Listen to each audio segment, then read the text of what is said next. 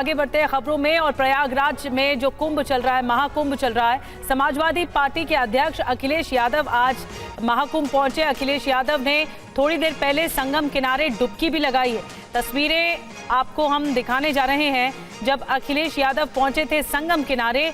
और ये देखिए पूरे अमले के साथ, पूरे काफिले के साथ पहुंचे हैं, कई कार्यकर्ता उनके साथ हैं। लेकिन ये तस्वीरें खास हैं जब अखिलेश यादव इस तरह आस्था में डूबे हुए नजर आ रहे हैं और कुंभ में उन्होंने डुबकी लगाई है, पूजा अर्चना की है, संगम में डुबकी लगाई है। अखिलेश यादव की तस्वीरें हम आप तक पहुंचा रहे हैं। तो महाकुंभ में आज समाजवादी पार्टी के मुखिया अखिलेश यादव पहुंचे। उन्होंने संगम में आस्था की डुबकी लगाई। इससे पहले मुख्यमंत्री योगी आदित्यनाथ भी त्रिवेणी में डुबकी लगा चुके हैं। दो तस्वीरें आपके सामने आप देख पा रहे हैं। एक तरफ अखिलेश यादव आपको नजर आ रहे हैं और दूसरी तरफ यूपी के सीएम योगी आदित्यनाथ, जो कि पूरी कैबिनेट के साथ यहां पर पहुंचे हुए थे और उन्होंने संगम में डुबकी लगाई।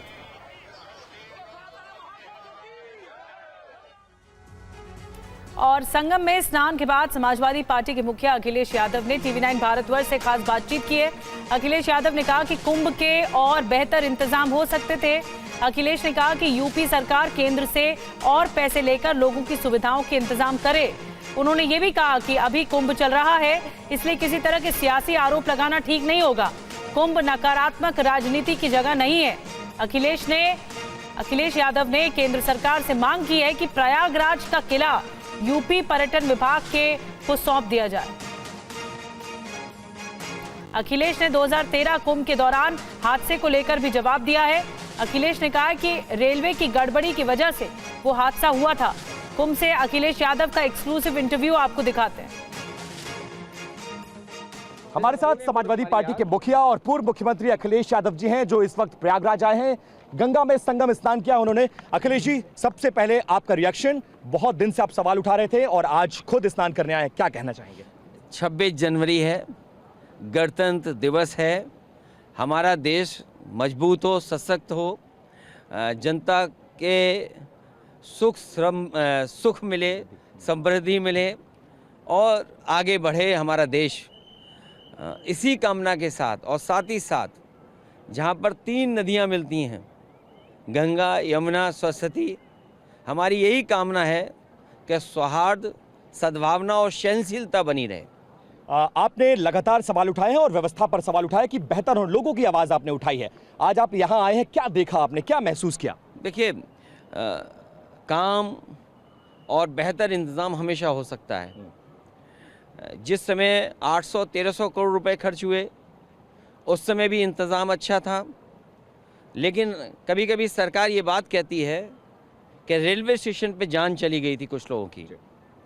वो समाजवादी पार्टी की सरकार की वजह से नहीं, बल्कि रेलवे डिपार्टमेंट की जो गलती थी, जिसकी वजह से उन्होंने प्लेटफॉर्म बदला था, उसकी वजह से भगदड़ हुई थी। गलत अनाउंसमेंट की वजह से गलत अनाउंसमेंट हुआ था। शायद मुख्यमंत्री जी को ये जानकारी नहीं है और सरकार को सवाल समय समय पे इसलिए उठाए कि सरकार उन कमियों को दूर करे।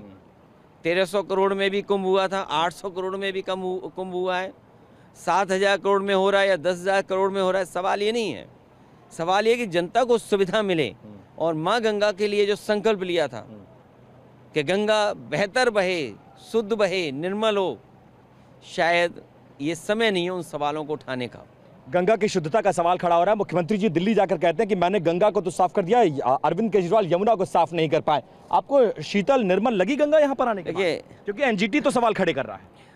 गंगा एक्शन प्लान 1 और जो नदियों को साफ करने का फैसला लिया गया था, जो समाजवादी सरकार ने लखनऊ में किया है गोमती नदी के लिए, कि कोई भी गंदा नाला बह कर के नदी में न जुड़े, शायद वही काम सरकार को करना चाहिए। कोई भी गंदा नाला जुड़ने से पहले उस साफ़ सुथरा हो पानी तब जाकर के किसी नदी में जुड़े। आज भी एनजीटी के साथ साथ बहुत सारे ऐसे नाले हैं जो सीधे नदियों में जुड़ रहे हैं, लेकिन लोगों की आस्था है।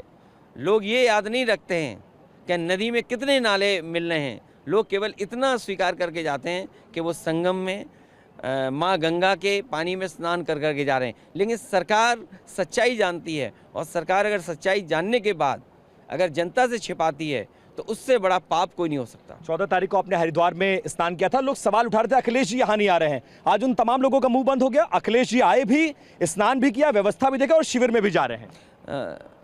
मैंने हरिद्वार में क्योंकि उस दिन शुभ जो तारीख थी, शुभ समय जो था काफ़ी देर तक था। यहाँ भी मैं समझता हूँ संगम पर उस दिन रात तक स्नान हुआ है और रात में यहाँ भी स्नान होता है, इसलिए किसी को प्रश्न नहीं लगाना चाहिए। जो ज़्यादा जानकार हैं उनकी कोशिश होनी चाहिए कि जानकारी पूरी कर लें, तब कोई सवाल उठाना चाहिए। और संगम में आज आया हूँ मैं, बीजेपी का तो झूठा प्रचार होता है, उनके झूठे प्रचार से हमें और आपको सावधान रहना पड़ेगा। आपने शुरू से सवाल करप्शन पर और इसके अलावा आंकड़ों की बाजीगरी पर बड़े सवाल उठाए हैं आपने। लग रहा है कि रोज 1.5 करोड़ स्नान और 3.5 करोड़, फिर ये कहा जा रहा है मौनी अमावस्या में 10 करोड़, और आपके कई नेता ऐसे हैं जिन्होंने करप्शन का भी सवाल उठाया है। अभी भ्रष्टाचार का सवाल अभी नहीं उठाएंगे, अभी महाकुंभ का समापन हो जाए उसके बाद उन सवालों को उठाया जाएगा।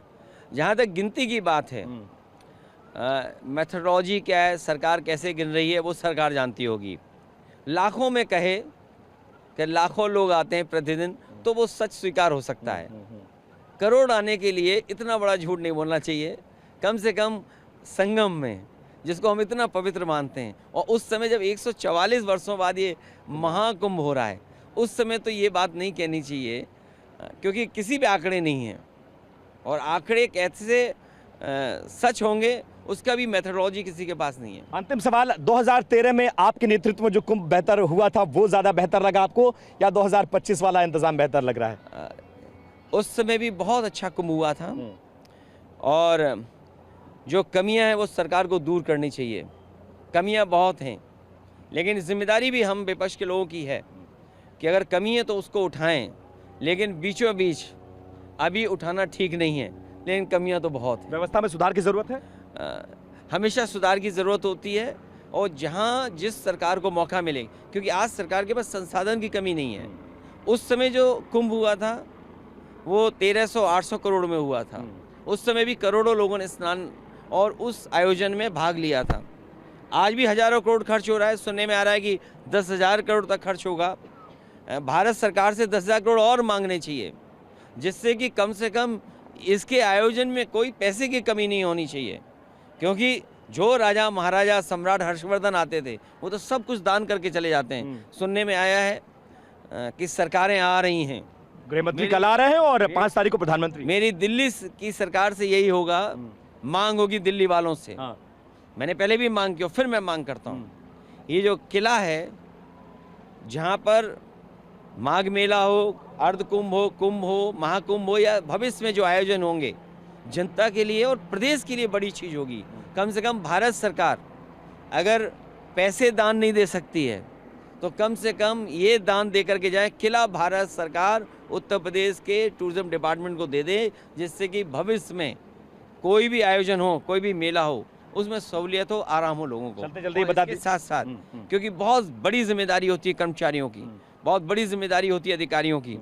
हमें उम्मीद है कि और बेहतर कुंभ करें इससे, और हर कुंभ से सीखने को मिलता है। और इस सरकार को अगर सीखना है तो जो हार्वर्ड ने एक स्टडी की थी उस किताब को ज़रूर पढ़ लें। मुख्यमंत्री जी अगर कोई जानकारी देते हैं तो मैं उनसे यही कहूँगा कि कम से कम वो किताब ज़रूर पढ़ लें। 14 तारीख की आपकी तस्वीर थी बड़ी, आपके फिजिक पे बड़े लोगों ने प्रशंसा की, अखिलेश जी की बॉडी बड़ी शानदार है, बिल्कुल हीरो जैसी पर्सनालिटी है। तो क्या चाहते हो कि फिर कूद जाएं पानी में देखने के लिए, दिखाने के लिए? बहुत धन्यवाद अखिलेश जी बात करने के लिए।